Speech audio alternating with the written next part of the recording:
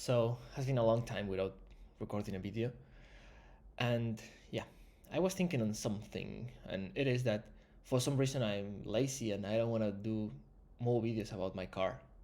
At least not for now. I did 30,000 kilometers with it already, and I did a lot of trips, but I didn't feel motivated to record a video.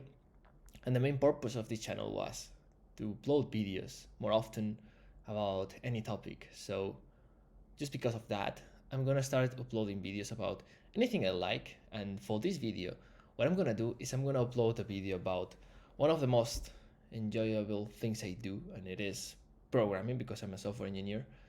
So for today's video, what I'm gonna do is I'm gonna explain one of the most beautiful ways of working with data that I know, and that is events. So if you like the idea, let's go in. I created this setup so I can explain it more or less quickly. And yeah, okay, it's a little bit difficult, but yeah, you don't need to see what is behind of this.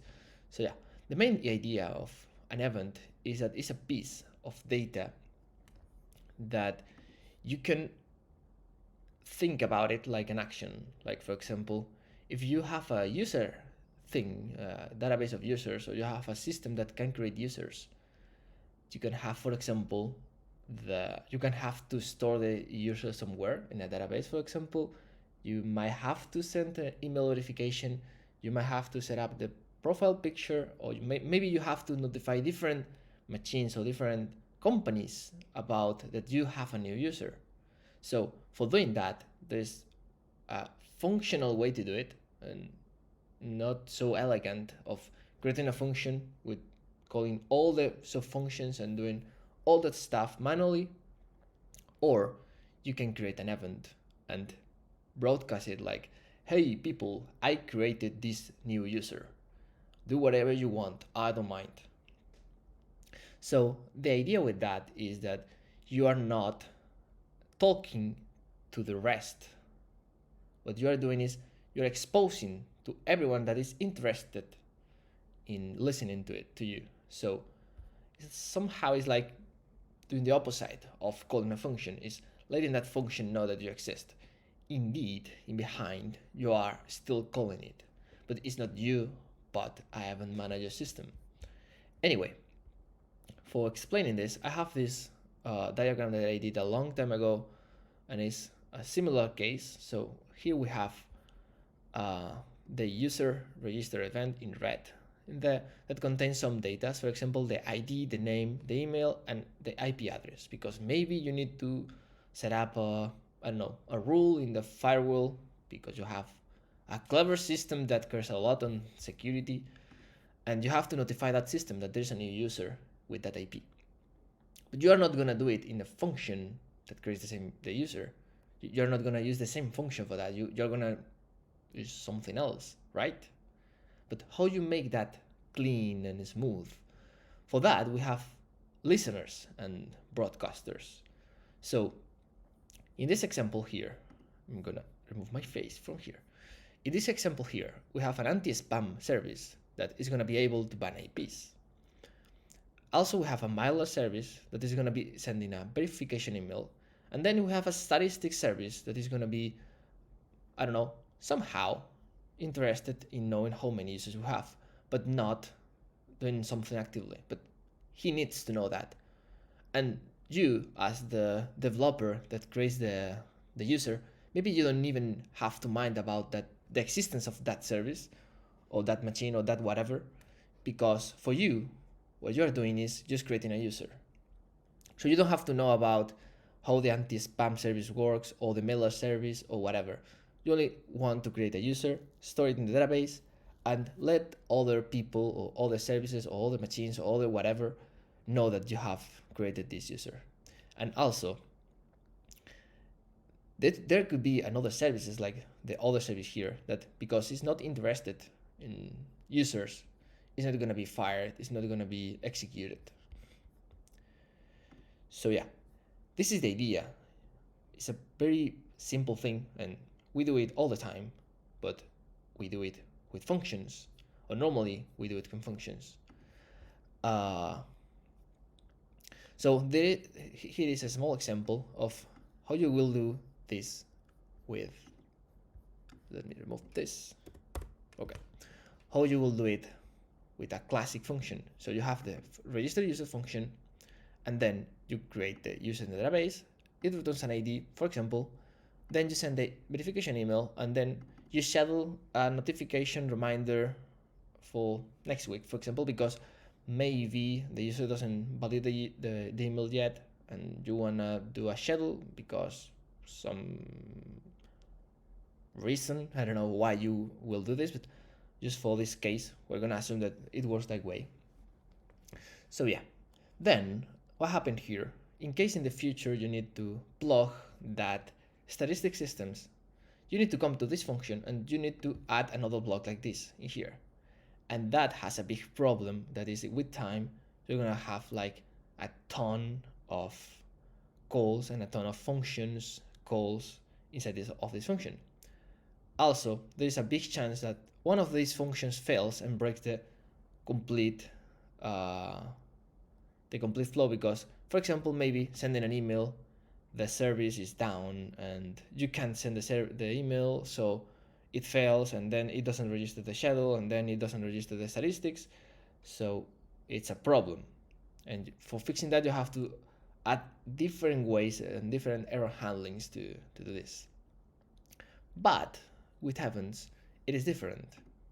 With Events, the only thing you need to do is something like this. You create the user in the database, you get the ID, and then you create, this is JavaScript, but we can do it with any language at all. We create a custom event, for example. We set the name of the event and some data, as for example, the ID, the name, and the email. And then we dispatch the event. This is gonna be broadcasted to the document element in this case because it's JavaScript, but in different languages it will work in different ways or with different libraries. So don't care about this. This is just an example. So yeah, the point is, with this line here, we're gonna have these other two functions that are completely isolated, and they can work in completely different files in different parts of the code, if they still have access to the document object, at least in JavaScript. With other frameworks or with other languages or with other event handling stuff, it could be even in different machines, because you don't need to have access to the document, but something that can broadcast events. And broadcasting an event doesn't mean that it has to be in the same project. It can even be in a different machine, in a different country, in a different whatever. So this is very powerful.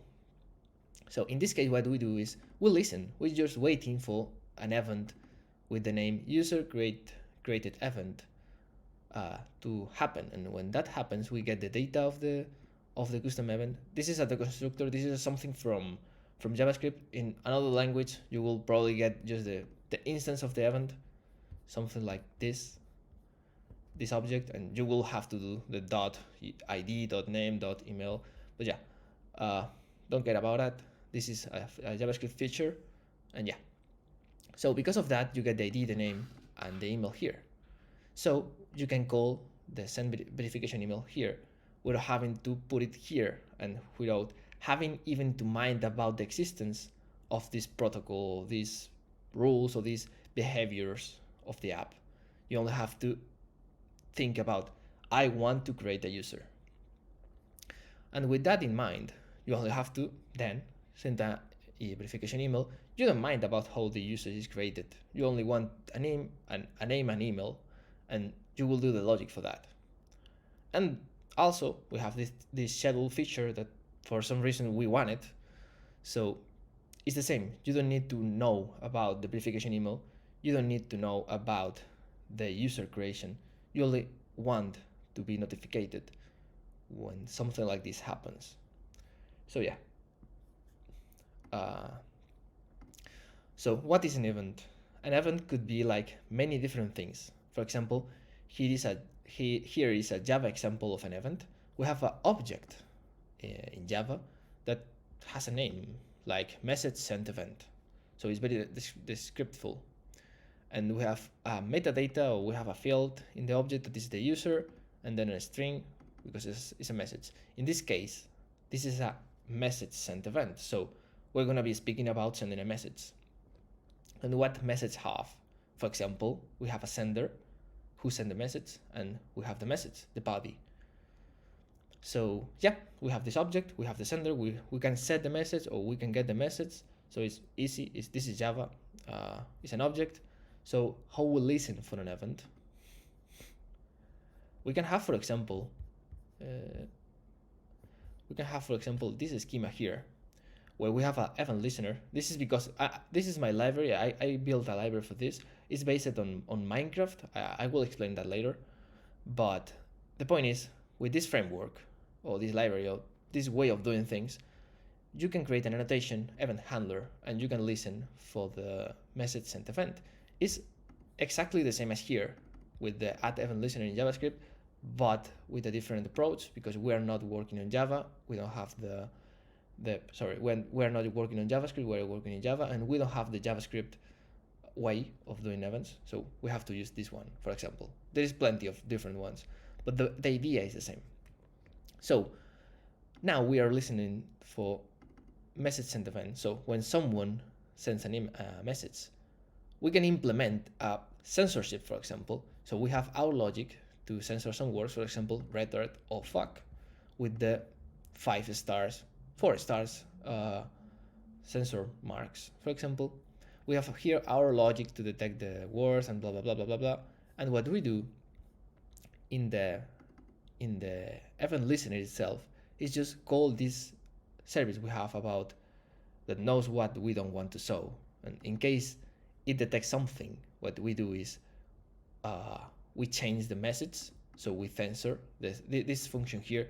What it's gonna do is it's gonna replace all the words that we don't want with this character. So if you send a message like you are a retard, it's gonna say you are 5 stars, 4 stars in this case. But yeah, who cares? This is some details just for having an example. So yeah, with that we can set the message, and then we can send a message to the user like, hey, we have censored your message because it contains some banned words, for example.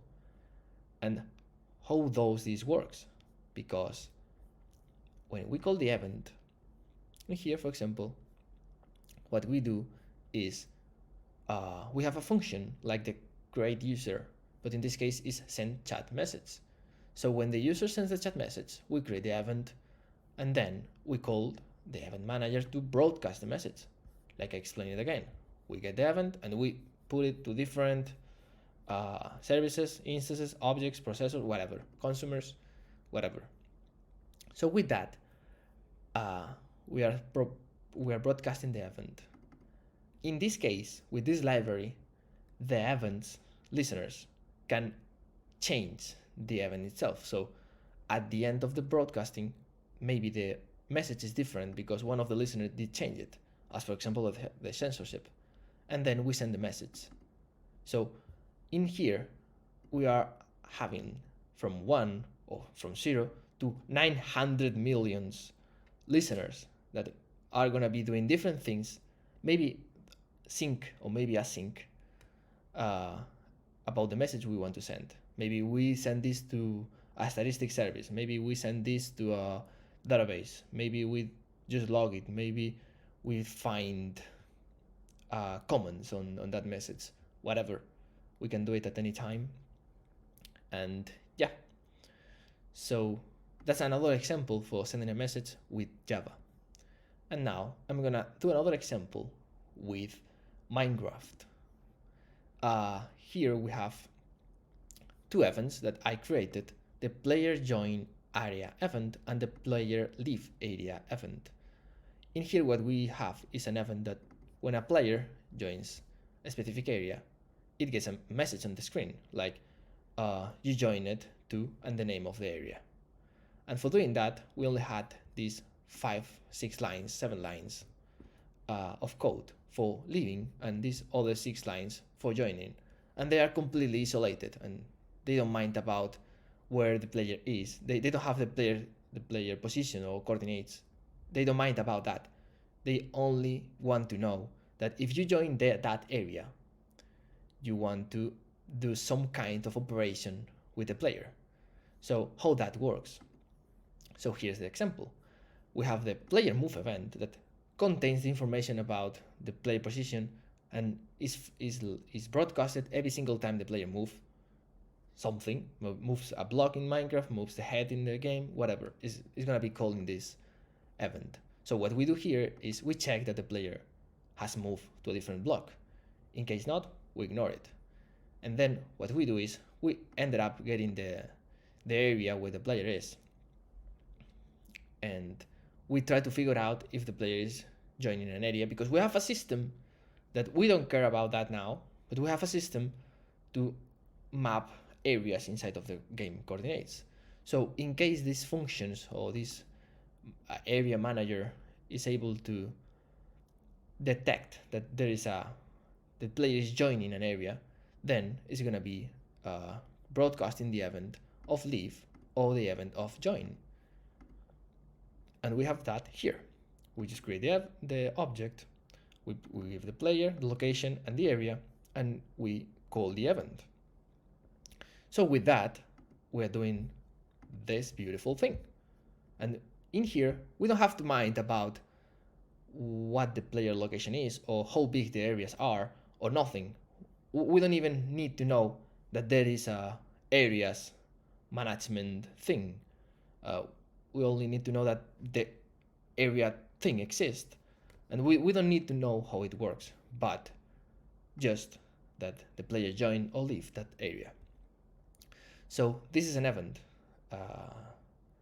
and it is used in plenty of cases. When you receive an email, it's an event. When you deploy something, there's events happening all the time. So the point is that with this approach, you don't need to have something like a pipeline or something like a flow of code in the same place that you will need to open over and over and over and change over time. But you have something that will be stable all the time. So once you finish that user created register, whatever the name of the function is, and then you store the user to the database, and then you emit the event like, hey, I just created this event. You will not need to open that function. No, never, ever, because it is ready for the future. And also, it's going to be reducing the complexity of the code, because as a developer, you will not need to understand how it works, because for you, the only thing that cares is that you know that this event exists, you know how the event system works, more or less, you have a brief description about it, and then what you want to do is send an email, or maybe send a hit to a statistic service, or maybe you only want to see if a player with certain name is registered to, I don't know, make a house explode. So yeah, this is it. I hope you enjoyed the video, and yeah, see you next time.